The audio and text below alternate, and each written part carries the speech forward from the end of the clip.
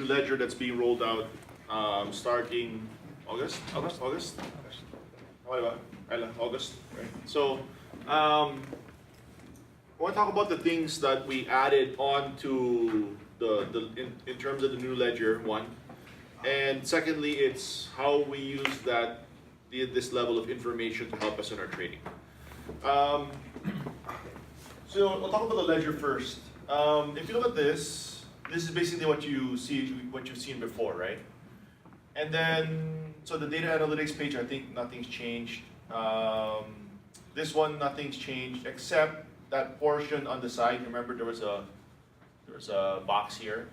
So that one has been ported into the analysis table. Okay.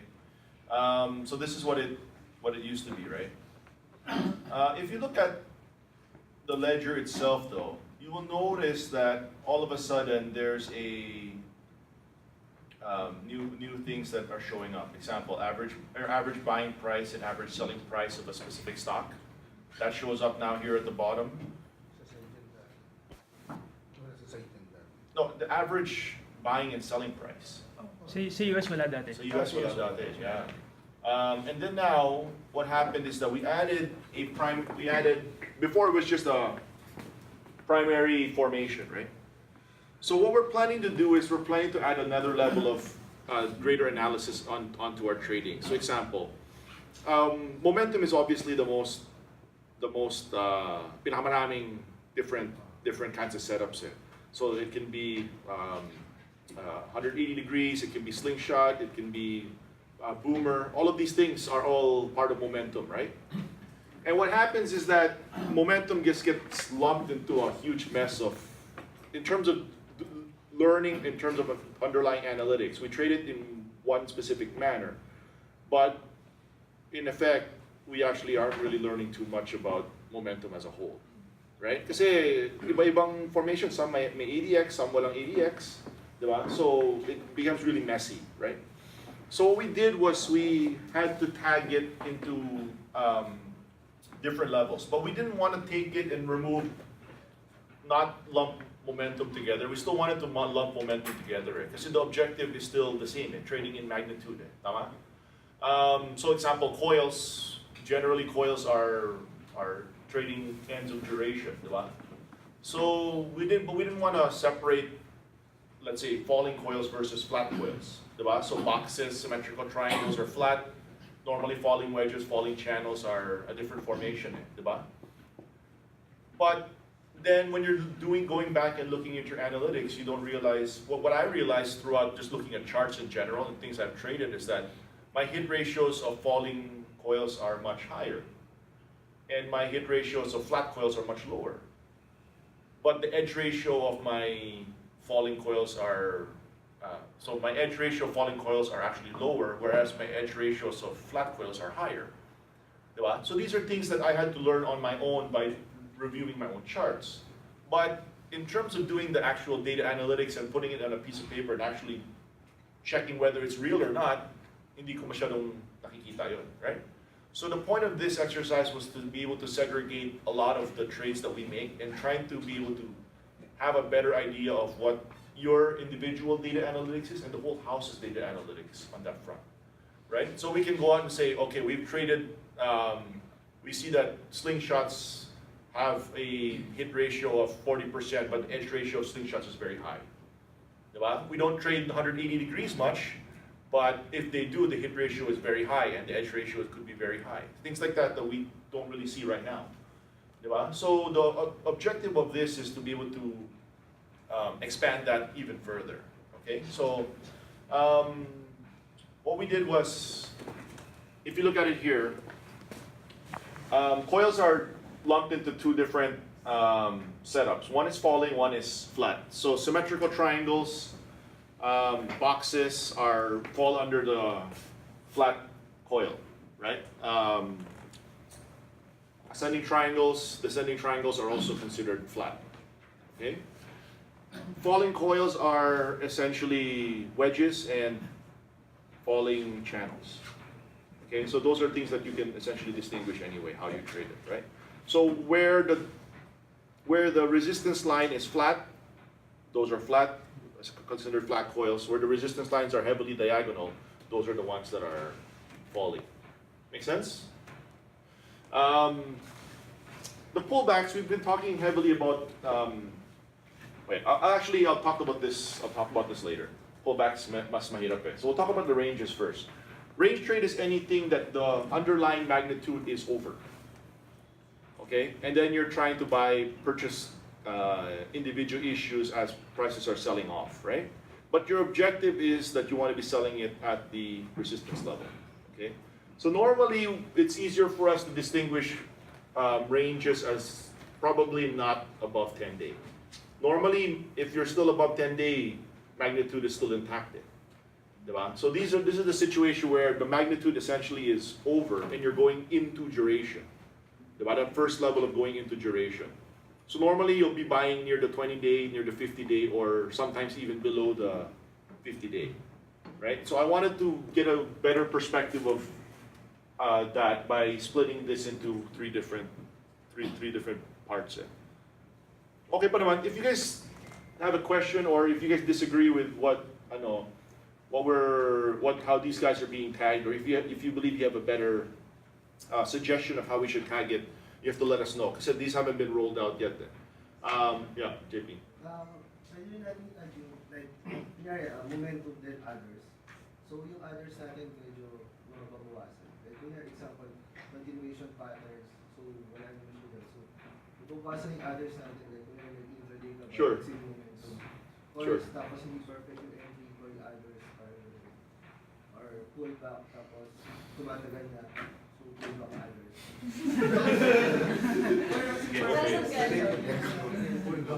Kasi that's a no. We'll see how we can tag those up. But here's the thing that I want you guys to take into consideration. Before we're so strict about tagging it properly, right? I'm actually in the camp where, I'm not sure if this is right or wrong, but I'm actually in the camp right now where I'd rather you guys tag it the way that you expected to trade it, rather than trying to tag it.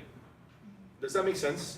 Kasi sometimes we're in a place where, I had this, so when I was going back and doing my review for the year, I started tagging certain things differently. Because parang it's not really a boomer eh. Parang it's really noisy, it's not really a boomer. Pero parang boomer eh, hindi ako sure eh. Diba? But what I did was I tagged it as others muna. And then I went back and I said, but I would have traded it with the expectation that this is a boomer. So whether this is a boomer or not, I should probably tag it as a boomer.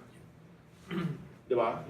So I'm actually in that camp where if you're tagging it, I mean, I understand that this is probably going to skew the data analytics a little bit, but I'm actually in the camp where the purpose of the data analytics is to be able to tag it in a way that how you would go into the trade expecting it how to move. So example, range trade would be, I expect this to be a range. So I would be selling it into the resistance. That's how I should be tagging it. Parang ganun. Right? Kasi one, we're trying to keep the integrity of the data. I guess that's one thing. Diba? But you'd actually be lying to yourself if you were trading it in a different manner.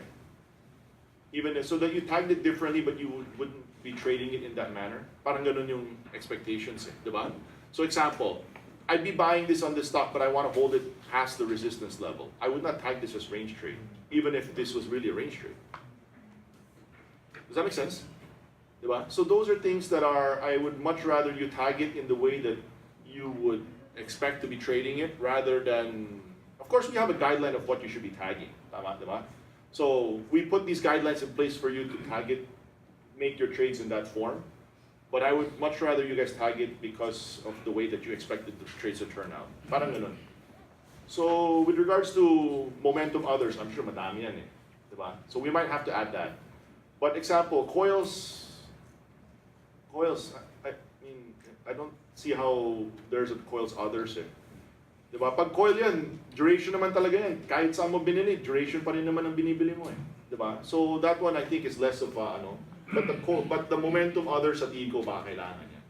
So we'll talk about it. You know, afterwards we'll talk about it to see how we should be adding certain things. That's a good point though. Okay, so momentum we have XBO. So XBO is no after magnitude, no pause day, coming out of a form of duration. Jib, 1 day pause. Slingshot, 2 day pause, and more, right? 2 day pause more. 180 degrees is large volatility days. And then of course boomer. Okay, I didn't put 1, 2, 3 pullback here because I put it in under pullback. Okay, so that's something we separated it, diba? And then we'll probably so momentum others, diba? So whether you're buying it on 3 days up, whatever it is, then we put it there, diba? So in terms of level of magnitude, so we can segregate the others as well. That's actually something interesting. And then IPO, first day IPO plus the IPO on buying it that's not first day, basically, diba? So this is another another way for us to segregate it. So going back to the original, so that's this section here. Movers, we're still trying to figure out how to tag movers in general, whether that's gap and go and other forms like that. So that's another thing altogether. Oh wait, I skipped the pullback. So yeah. With the IPO, how long before you don't consider it an IPO? So it's 1 month. 1 month. So within the first month of trading. So if you're trading an hypothetically quote-unquote IPO pullback, right? If you're trading it on the first day versus trading it on day 2 to 29, day 2 to 30, you should be tagging it as daily. Yeah. IPO first day, di ba dapat wala eh? Kasi hindi naman tayo Yes, yes. first day. Philippines, wala. Pero like yung sa Hong Kong or US, Pwede. First day, bibig. if you're watching it naman, diba? So those are things that we want. Actually, the purpose of this is actually just to build further data analytics, and then we'll say na our hit ratio pala on first day IPO is really garbage. Why bother? Parang ganun yung gusto kong mag-build na ano eh. So this is basically reinforcing certain things that we should be and should not be doing, diba? So those are things I want to flesh out the data in terms of data analytics more. I actually treat this as partly parang confirmation bias. Diba? So the more we do it, our numbers are getting worse as we do it, then we can go back to the drawing board and say, why do we even bother doing it? Parang ganon, diba? Whereas the ones that are actually working, you can actually see the underlying numbers and confirm that, slingshot is the highest edge ratio. It might not be the highest hit ratio, but the highest edge ratio overall. This is something that we have to continue to focus on, diba? So those are things I want to, the purpose of the new ledger is to build off of those things. What else? So I was talking about the flat and the falling pullback. So one of the things that,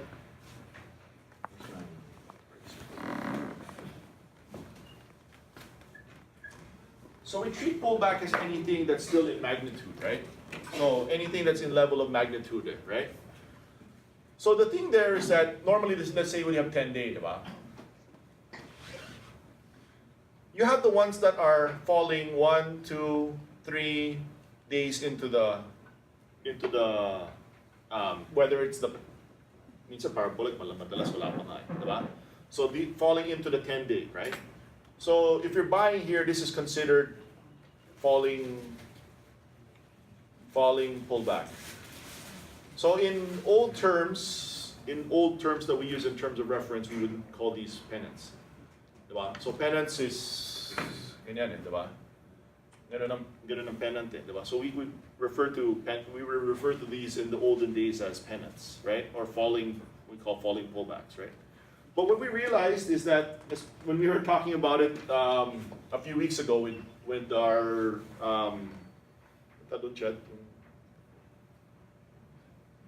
session natin ng mga seniors, I forgot the realignment.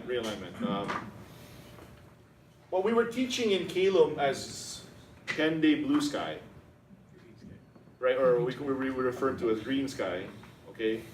In actuality was a flat, prices park flat, but park over the next 10 days onto the 10-day EMA, right?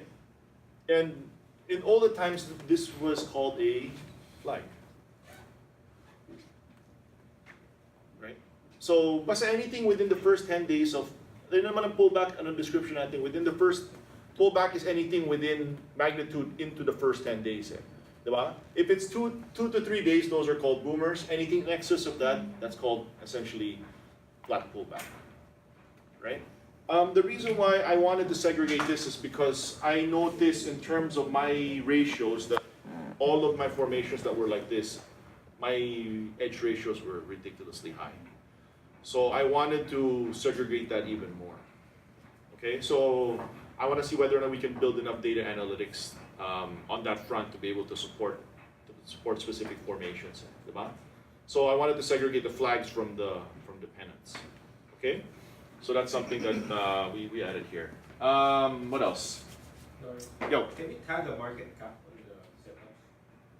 That's what I want to do as well. So, okay, wait, hold that thought. Kasi, so when we talk about market cap in general, we'll have this. This is what we used to be hearing, diba? What I actually want to do is now I want to be able to see these specific data analytics on specific market caps. So, but that means that this screen becomes 4 different, ano ba? But eventually, I think we're going to need to find that level of data analytics. Diba? So, example, coils might have a better ratios on the bigger cap issues, the above 50 billion issues, right? Whereas slingshots that are sitting in the sub 2 billion level, the 2 to 10 billion level, the ratios are much higher in that front end. So those are things that we have to, I know, but that's not for this round. But I think that's a good idea down the road. Another thing that we added is holding period. So we can now figure out if I'm only trading from 9:30 to 10 a.m. What do my numbers look like, right? I think that's something that's really important, diba? Kasi then you notice that anything I trade within 9:30 to 10 o'clock, I probably lose money or I make a lot more money. I don't know, diba? Right? So those are things that we've started adding. So I need you guys to make sure that when you're copying from the IB for your ledgers, you have to copy the whole section, even the purchase prices, diba? So you can tag it properly. 30 minutes is anything that's 30 minutes that you didn't make the trade within the first 30 minutes of the day. So if you made a trade at 10:01 and you sold it at 10:20, it would fall under this this category. Okay, 30 to 60 minutes. Obviously, if you've held anything for just 1 hour, less than a day. So greater than 1 day. So if you carried anything overnight, it would show up there.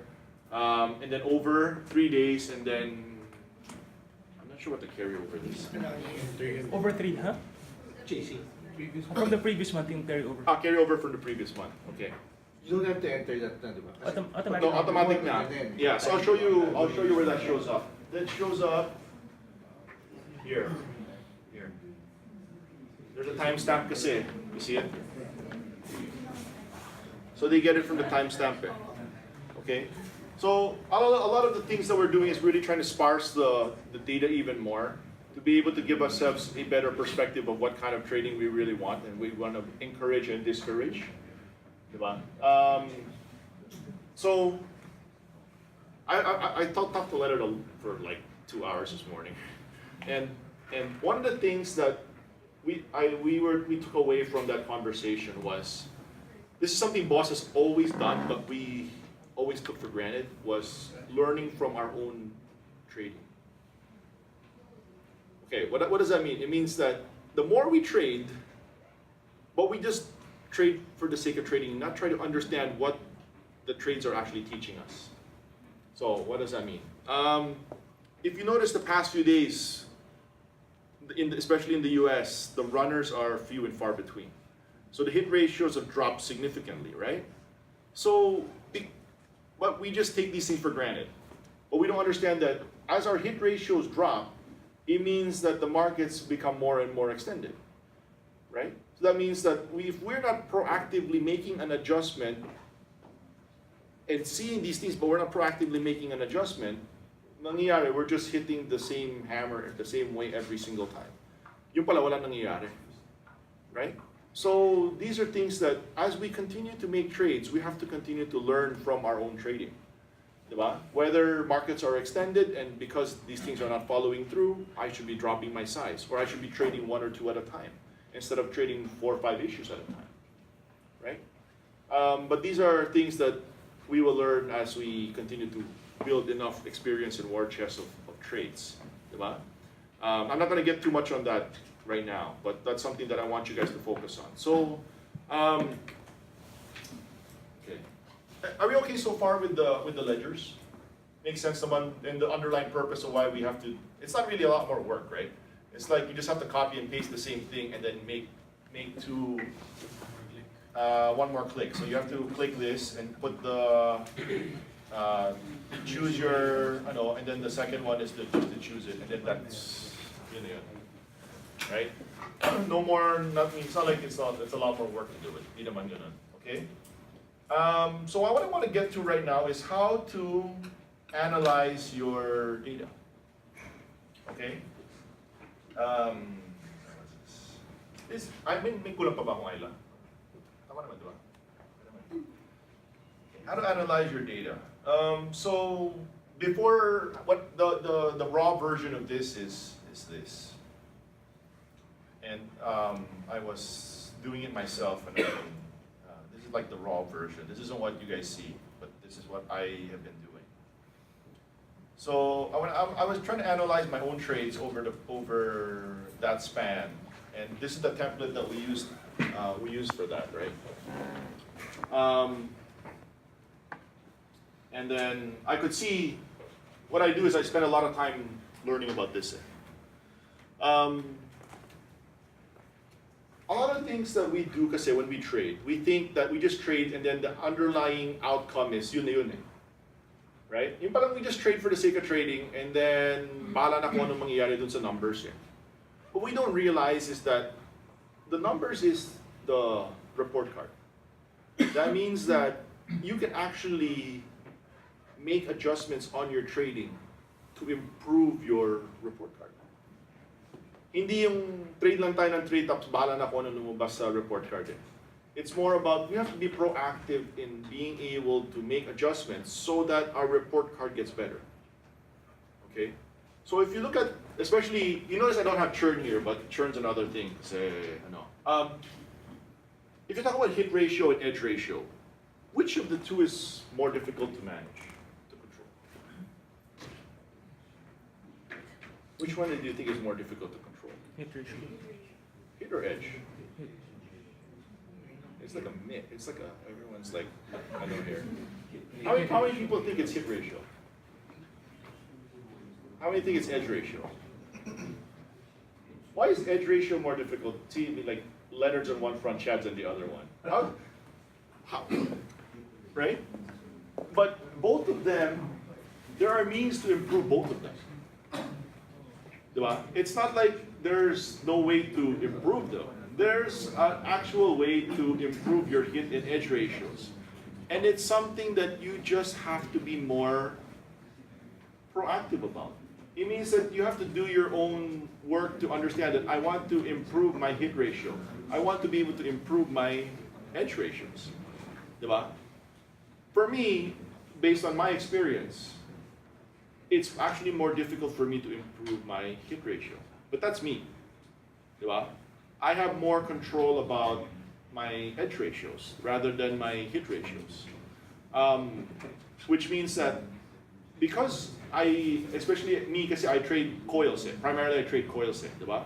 So my edge ratios on the coils it's not as volatile, diba? Because of the specific formation that I trade, diba? It means that I have a general expectation of how much I would be making in terms of if I make money on a coil, how much I'd be losing on my coil set. So I lose on average about $600 a trade, and I make about a little under $2,000 per trade. That's about my range at this stage, diba? And I mean, if you ask Terrence, well, yun naman nga range natin diba? Pagpapatalo tayo mga $600-700, pag kumikita tayo mga $2,000, give or take yan yung average namin at $4,000 VARA. So when we deploy $4,000 to the bottom of the range. But when we're proactively cutting, on average, we lose about $600-700. When we're making money, it's about $2,000, a little over $2,000. So medyo constant yung number niyo para sa amin It's not like it varies too much on our front diba? But that's because of the formation that we trade in.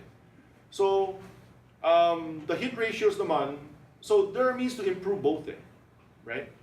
So we always say that hit ratio is a byproduct of your stock selection. Edge ratio is more a byproduct of how you manage your risk. Diba? Leonard came into my office the other day and he's asking how sentiment plays a role on either. Diba? If sentiment actually plays a role on either of them.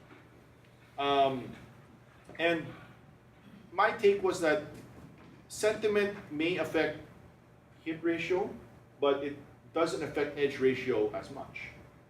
That's something that I noticed, but based on my personal trading, because even if the market sentiment is bad, I might not get the same amount of times that I make money, but when I make money, it's still give or take the same value, diba? When I lose money, it's not like I lose much more. I don't lose more if the market sentiment is bad. I still lose the same amount there. But if the market sentiment is good, I might make a little bit more, but it's not like 50 or 70% or 100% more. Diba? So those are things that I've noticed based on the trades that I've been doing. And that's why it's important for you guys to also study your own trades. Diba? So when we talk about hit ratio, one of the means of improving hit ratio is what? Give me a way that we can improve hit ratio. So one is removing things that don't work. Diba? And if we're in denial about those things and we look back at those things and say, ay, akala ko gumagana, yung pala, hindi siya gumagana. And if you remove that, all of a sudden your hit ratios can improve, right? So it's basically addition by subtraction. What's another way of improving hit ratio?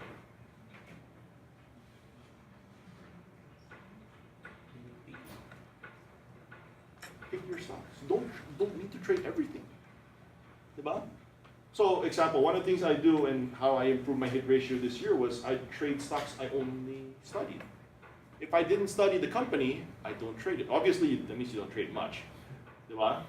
Right? I'm not saying to that level, but I mean to say that you can be a lot more pickier with the stocks that you're trading. It means that you don't trade things under a specific volume. Could be that. You don't trade stocks under a specific price level. Diba? But you don't learn these things until you dig deeper into your analytics.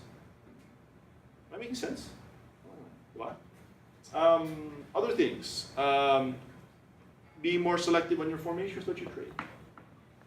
Why you want to improve your hit ratios? You know that your hit ratio of let's say, falling pullback, the pennants, is very low. Then you take it away.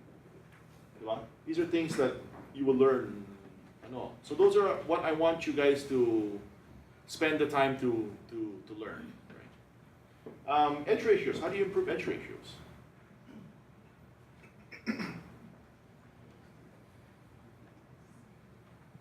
So one of them is VAR, right? Because some of the guys still don't use VAR.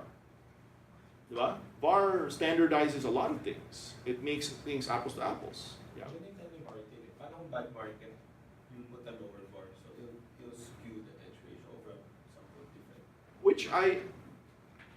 No, if you skew your VAR, it should be the same. If you skew, at certain periods of time, but if you look at it on a month-to-month basis, I don't think, yeah, I think it should be the same.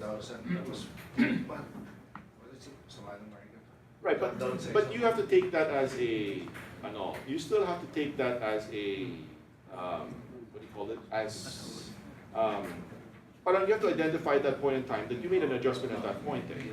What I actually do is, if you look at our ledger, sa coils, we actually put down how much risk that we are putting in. So example, di ba we target eh, we put 3K risk, 4K risk, 3K risk, 4K risk. Nilalagay namin, pag malumalaki 6K risk, nilalagay ko rin eh. Di ba? Just for me to tag, to identify how much VAR I'm carrying at any given point in time. It might have to be standard on the ledgers, how much ano eh, di ba? How much you're, ano, so we can make Parang adjustments. pwede mo siyang doblehin na lang yung Yeah. parang pasok sa number. Yeah. So that's another thing that we are actually conscious about doing. We actually write down how much VAR we're putting in on a specific stock per specific stock basis. Eh. Yun yung sentiment part niya. Possible. Malalim yung conversation natin dyan. Okay, so going back, if you look at my numbers, I mean, I know it's not a big sample size, but if you look at my numbers here, my coils hit ratio is pretty good. That's my bread and butter, so I'm very picky, diba? So, but I don't, all the coils, I don't trade the coils here. All the coils I trade with Terrence and our coils funded, so I don't actually, this is just saw lang to eh. But, so my pullback numbers are pretty good, diba? But all of a sudden you notice that I have a really, my momentum numbers are not so great, diba? And then what I did was, momentum, I dug even deeper, and I realized that my boomer hit ratio is just 10%. Right?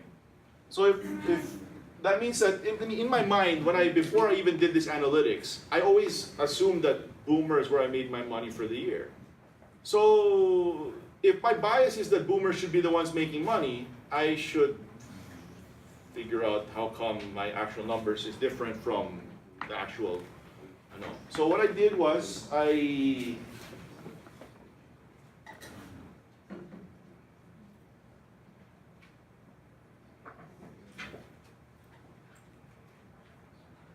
what I did was I made a review of my boomers for the year.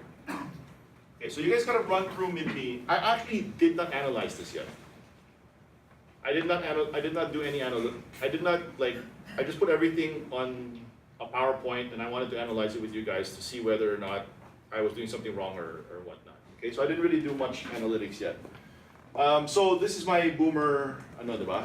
So you'll notice on average, my average losses aren't really that big, diba? Except this one is parang may outlier, diba? So the first one, this is my biggest loss for the year. $2,200 on Nutanix. So I traded it here, okay, on this day here.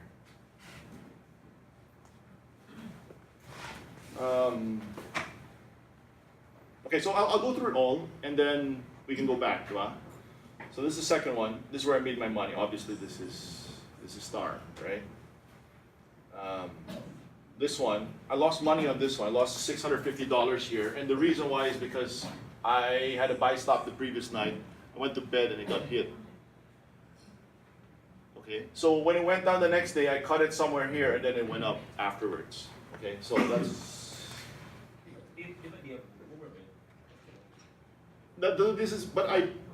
What I did was I tagged it as how ito yung part of the others portion na dapat itatag ko as others, pero I treated it like I would have traded a boomer. So I tagged it as a boomer. This one. So this was a profitable trade that I lost $250 on. I was already ahead going into closing on this day. This one, this was also part of my others. I actually had this as others before I reverted it to boomer. Okay, because I actually traded it as a boomer, but when I was tagging it afterwards, parang hindi naman ito sa boomer yan eh, so ginawa kong others. But in reality, I went into the trade thinking it was a boomer. Yeah. Dapat nilalagay mo formula after the result. Right. Before the result. Yeah, so I think it could be, that might be the best way to do it. Because I went back and then I said, I treated it as a boomer, even if looking back, hindi naman talaga siya boomer eh. Diba? So ito yung mga gray area na parang parang, but I went into the trade thinking it was a boomer anyway, so I might as well, I probably should tag it as a boomer. Parang ganun yung nangyari. So, pero yun yung mental process sa others. No, exactly. Diba? Exactly. Diba? So it has to be that when you're going into the trade and you don't know how to tag it, immediately it goes into the others bin, right? But if you're going into the trade with this level of expectation, you expect it to be a slingshot, and then you go backwards and say, ay, hindi pala slingshot yan, others pala. Hindi pwede yun. You should have tagged it as a slingshot in the first place. Right? I know it will skew our data analytics, but I'm hoping that because we are making this level of adjustment moving forward, eventually the quality of the data analytics will sort itself out. You guys know what I'm saying? I'm kind of hoping that's what's going to be the case. Right? I hope we're not getting worse as we're doing this. I'm hoping we're getting better as we're doing it. That's why the credibility of the data analytics improves. Okay. So this one up top, that was this thing. That's this thing here. Okay. This was another one that I tagged as a others, and then I went back and I said I treated this as a boomer. I think I should tag it as a boomer, right? Because I bought it on this day, here, and I got killed on the intraday volatility, right? Kasi manipisto eh. And then there's this one. Ito tama naman to, diba? And then this one. So this is the last one. Then there's this one. Okay. This was like noisy as all hell. Okay. But I went into the trade thinking it was probably a boomer, so I tagged it as a boomer. Okay. So you guys gotta help me. So this is how I would review what I'm doing. Diba? So first thing is that the one I made money on, I understand is the one that is probably a slingshot, not even a boomer. Diba? And second, this is the only one that actually looks like a boomer. Like when you're writing down what a boomer criteria is, it means that you have inside day into inside day. Right? Did you understand? So when I write down my criteria, it's first that it's inside day, inside day. That's what a boomer in essence really is, diba? And everything that in all other forms of boomer, we just make up that it's just basta nagpo-post day lang, parang boomer na yan eh. Yun yung nasa utak natin eh, diba? But if you really look at how boomer is really written, it should be inside day into inside day, which is this. Diba? So that means that everything I've traded outside of it is now parang, is it really a boomer kind of mentality, diba? Okay. No, hindi naman others. It might be that I have to yeah, it could be something else there, diba? So the other thing that I realized is that I made money on the stock that is coming out of a major base. That's one thing that I spent a lot of time this year looking at is everything that's coming out of a neglect base here, itong neglect base. Nobody really cares about it. And all of a sudden it's breaking out, the first leg of breakout, those are the ones that are super profitable. That's why slingshots I think is something that we have to spend a lot more time looking at. The reason why I tagged this as boomer and not slingshot is because it has ADX. That's the only reason why I tagged it as boomer. I could have tagged this as slingshot then, diba? But slingshot I would have tagged if there's no ADX. This one has ADX, so I tagged it as a boomer. Okay? Alright, next. So this guy, what was my problem with this guy? Kasi it's easy for us just to say na, ganun talaga, malas lang ako eh. Diba? But I could just say that, ganun talaga, hindi tumuloy, malas ako eh. But I didn't really learn anything by saying that. Diba? So I'd rather go back and take a look and see, okay, what would I learn from buying this other than the fact that this is 36 to 56? Diba? It's like 50% up in however many days it, diba? And then I'm trying to milk more out of it, diba? So going back, I might be more careful about buying something that's gone up 50% in a week, diba? And trying to milk a boomer that's gone up in that front, diba? That's one of the things I would write down. I mean, looking back at this, diba? You guys see anything else that would be interesting at this front? ADX above 50, does that matter? The only thing that hindi kasama dito is there's no sentiment. I don't know I did not show you guys what the market looks like at this point in time, right? I'm not sure if that's something that we have to add moving forward or how we're gonna add it, okay? You should vary neglect. Yeah, it's also not something that came from neglect, diba? So since you might say that this is like sideways, but in reality, this has gone up a lot. So this is the neglected, diba? This is, people know what it is. This is also people, this is 22 to 36, about 50%. So this is not neglected, okay? Yeah, Parang nagtapos, hindi siya over. yeah, that's another. It's taking too long, so kaya nga meron momentum others. Right, so this is have to be that segmented, diba? Right? Okay, so this one.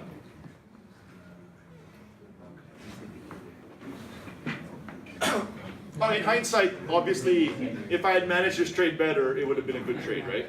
In hindsight, right? So a lot of times we would take it as we mismanaged the trade, and then you nail it, diba?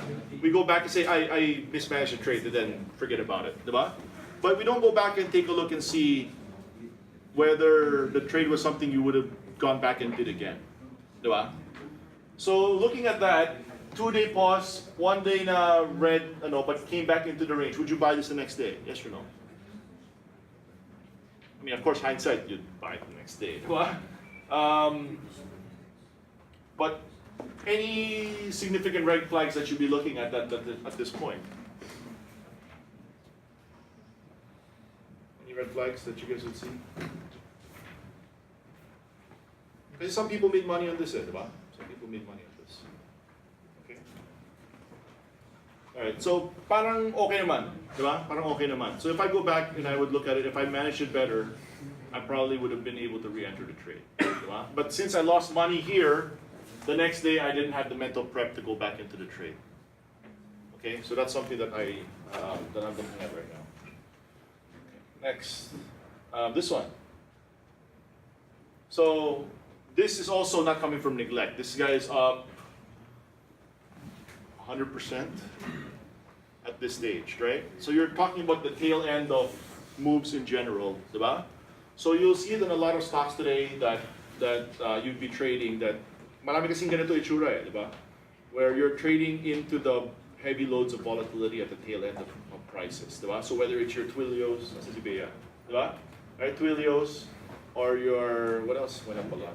Tandems, your Funkos, diba? All of these guys who've gone up a lot and you're sitting in a heavy doses of volatility, diba? And then, that's something that I was looking at. So at this stage, prices went up 1-2 days, but the problem with boomers is that in your mind, gusto mo yung vertical pa pagkatapos pag boomer diba? But you don't take into consideration that you're probably in heavily extended territory at this stage. So the more extended you are, the more you should be dropping your expectations on how much the market is probably going to give you. Diba? So that's something that if I took the money 1-2 days into the move and I'd be proactively taking money off the table, more than likely this would be a profitable trade than one that I ended up squaring. Right? So that's how I took this. I'm taking this as I'm looking at it right now. Diba? Anything interesting? Anything else interesting? Any red flags? Is this a trade that I should be tagging as boomer? JP, what do you think? Okay, right. So that's another, altogether. Diba? Yeah, go. Sir, you know how there's some momentum trends? Yeah. It's like duration and then momentum stage 1, momentum stage 2. Yeah. This one is like, Stage you 10. can treat it as a, I guess, coil and then parang nag-pullback siya. And Sure. then bigla na lang nag-momentum. Right. So is the momentum stage 1 needed for a stage 2? Does that make sense? Is the momentum stage 1? Because you're talking about this as base 1, right? And so this is base 0 coming off of neglect. Yeah. So this one is base 1, tama? Is it more like, okay, Yeah, come on. it's more like if you treat this as duration, Mm. you Usually it's like a stage 1 momentum, so that's where Sure. you can find your Yes. next year. Okay. But then this one just pulled back, and then Yeah. it became stage 2, right? Yes. Would you consider that a red flag? Right, so that's part of me having to temper my expectations in terms of how much upside I would have afterwards. Okay. Diba? So the further away from the main primary base you are, the less your expectations of upside of boomer you should be having. Diba? So you should be proactively scalping, you should be more proactively taking money off the table. Right? Divergent naman. So yeah, so yeah. Yeah, I'm saying. So, na-conclude mo hindi boomer ba? So, is the goal na next time you trade that, do you put it as others already? My goal is not to trade it. Yeah, but Period. if you trade it again? Yeah, so I would probably tag it as momentum. Hanggang matuto ka.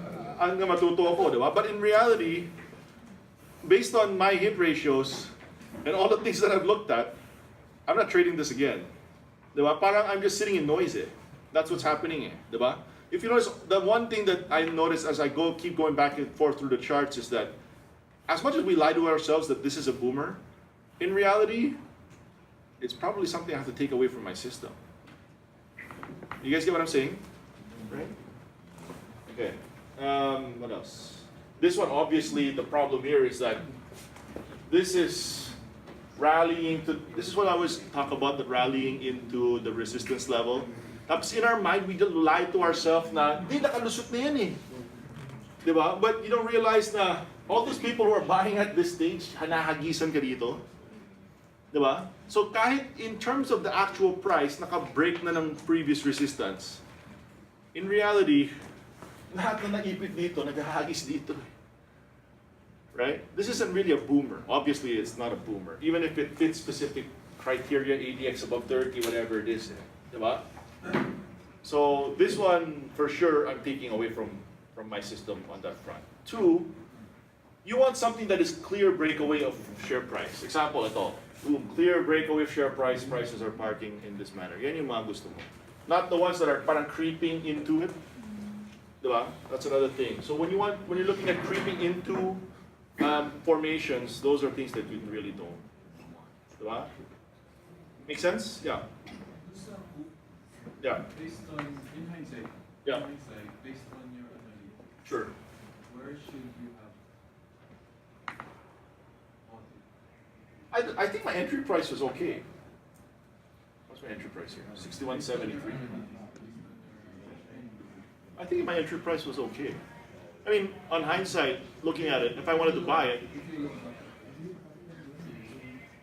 again. If you look at the bull chart, Okay. at which point would you have bought based on your You're asking me? I have to buy it here. general? Like, it's clear that if I was gonna, if I look at this entire chart, where would be my most ideal entry point? Obviously, it's here because this is my core competency. Hindi mo mawakan. Diba? I probably won't be able to hold this mess here, but if I can make money from here to here, then actually, that's like your Optas and your Macy's, diba, at that stage. And this is what I'm saying now, because I've noticed that this is falling coil, diba? My falling coil hit ratios are very high, but my edge ratios are much lower. It's because I don't have that same clear runaway versus the flat ones.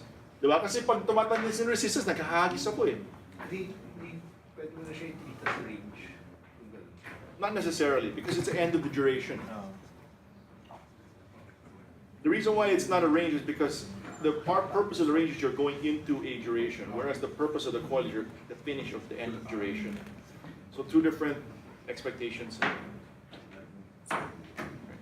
Okay, tama. This one.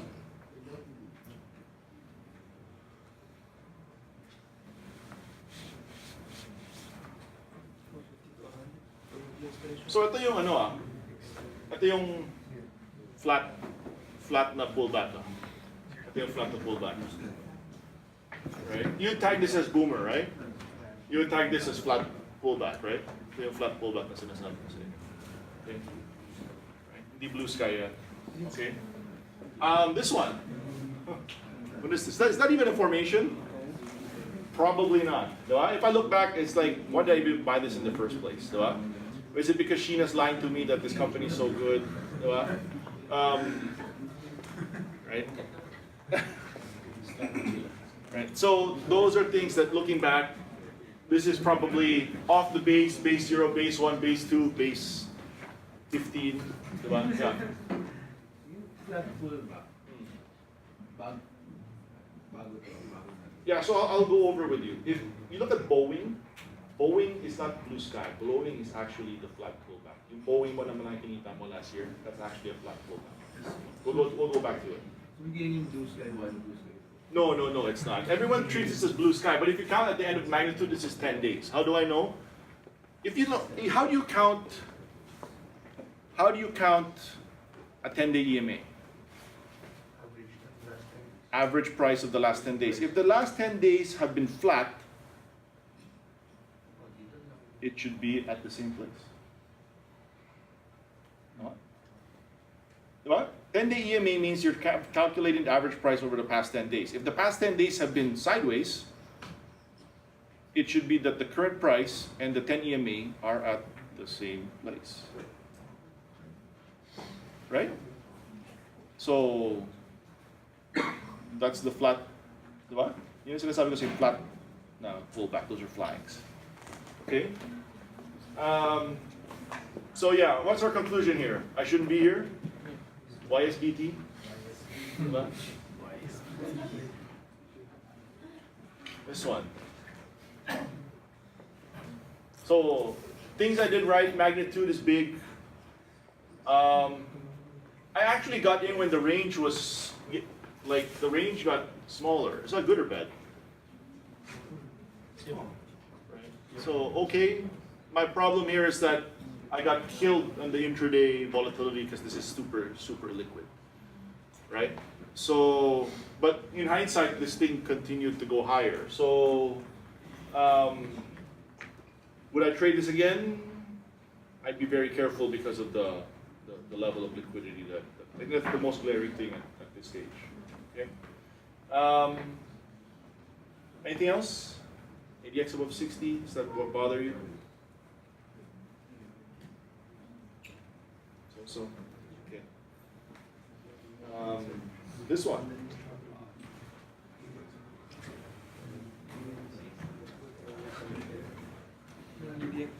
Huh?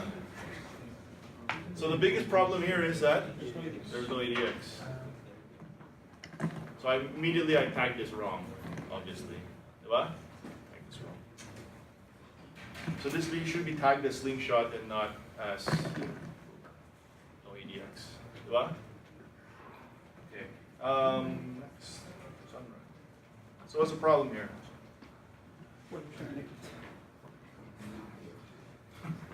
The problem is this, right?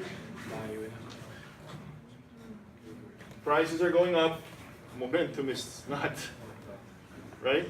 So I'm trading something based on what I would see as price and not trying to distinguish if there's what's actually happening to the underlying logic of the share prices, right? As prices continue to go up, you're delving deeper into territory that you shouldn't be in. Diba? Kasi your momentum is dropping already, you're actually thinking about going into ranges, diba? Pero may hindsight tayo kasi parang, sorry, not hindsight, may FOMO tayo kasi parang gusto natin yung stock pero parang laki na inakyat eh. So parang papakasakali lang kung meron pa. Diba? But in reality, I shouldn't enter this order. Okay? Is that the last one? Stitch fix.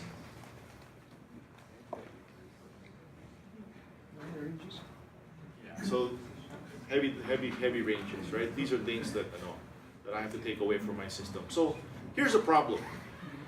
A lot of these trades are incredibly tempting for one reason or another. Whether it's your underlying funda, whether it's your, because most of the time you like the underlying company, that's why you still continue to buy, right? Whether it's Stitch Fix, Sunrun, DXCM, all these guys are because someone, or you read about, or you have a story or whatever it is, and then you just keep lying to yourself about a specific formation, and trying to justify an entry point, right? But in retrospect, if I look at all these trades, how many of them would you actually make again? How many would you make again? Okay, would you make this again? Yes or no? No. Would you make this again? Would you make this again? I think this one's okay, right? So I've taken 2 away. How about this one? Would you make this again? Yeah. Okay. Would you do this again? No. So that's 3. This one, 4. What's that? If you're reviewing it, should I take this again or take this again? Dapat di mo nakikita yung nangyari. So, kung makita- No, but let's not lie to ourselves, okay? Let's not lie to ourselves. You guys are all grown-ups here. I don't need you guys to babysit you guys and ano, diba? Right?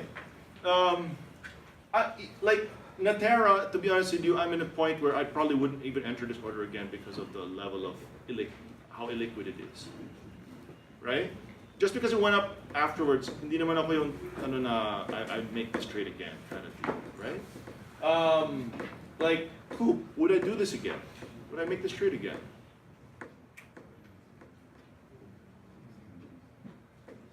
Huh? Would you make this trade again? Actually, I would actually make this trade again, but I just dropped my expectations. Diba? Because the ranges are actually getting smaller, things are getting quiet. I actually make this trade again. Diba? I just be more proactive in taking money off the table, right? This one, I probably would have managed it better, diba? But I'd still make the trade again. Diba? This one, obviously, you make it again. This one, I wouldn't make this trade again because it's up 50% at that point in time, right? So my hit ratio would probably be 1 in 5 instead of 1 in 10. It's still not great, but this is I would have been able to shave a lot of losses off my plate, right? So the purpose of me doing this is I wanted to show you guys how I would go about looking at my trades again. Because we really have to spend more time trying to understand why we are doing certain things. And the more we can spend our time, and you guys have to be, the reason why I showed it to you and not reviewed it myself and then showed it to you is because what? Why did I just show it to you guys without me going back and reviewing it first by myself? I didn't want to review it by myself. I wanted to show you guys first before and review it with you guys. How come? Why do I review with you guys?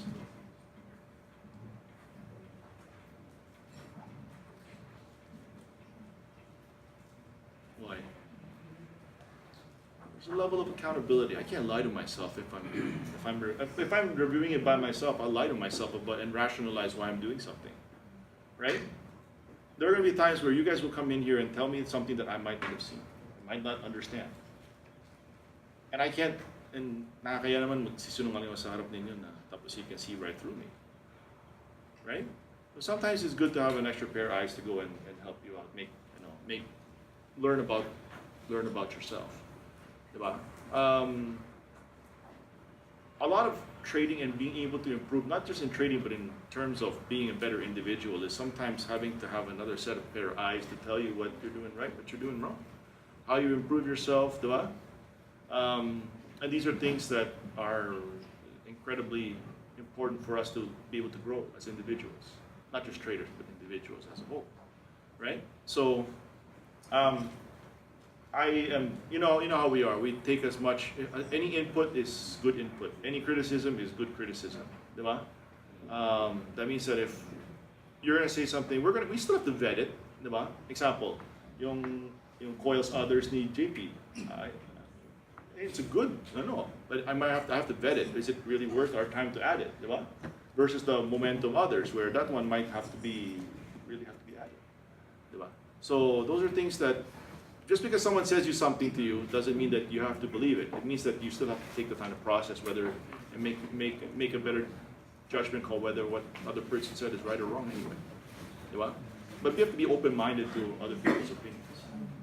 Okay. So questions on what I did so far and how I spent time reviewing reviewing my trades.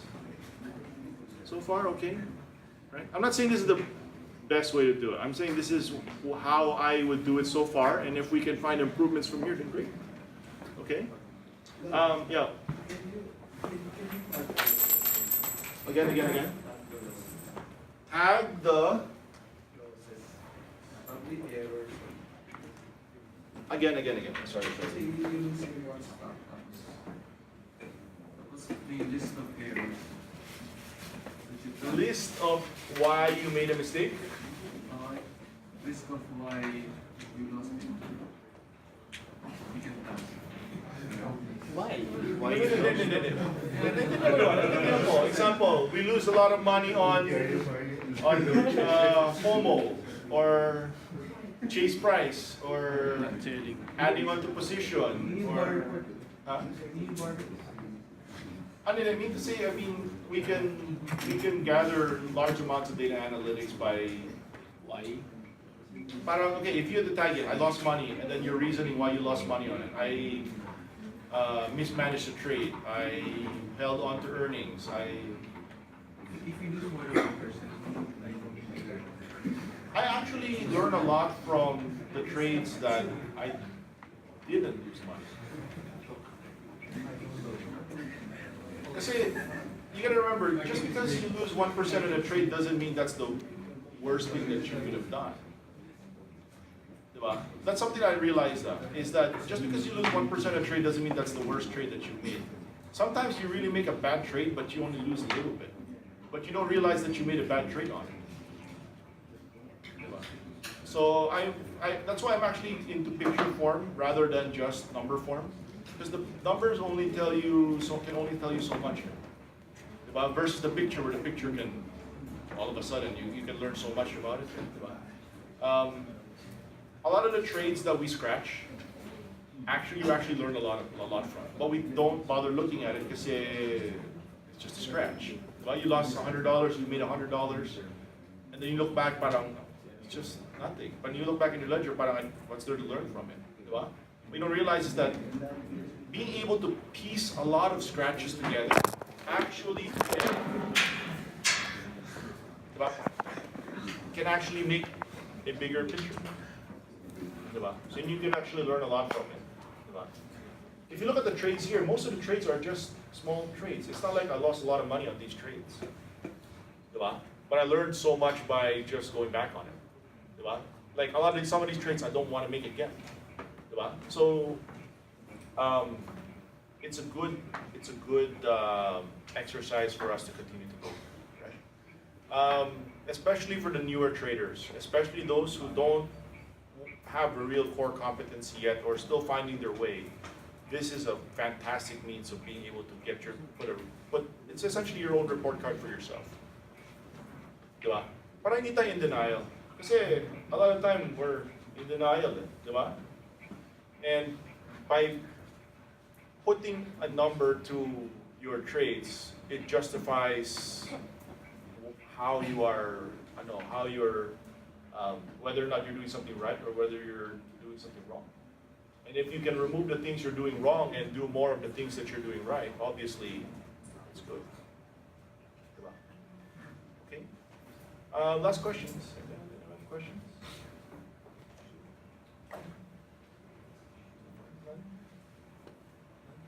All right.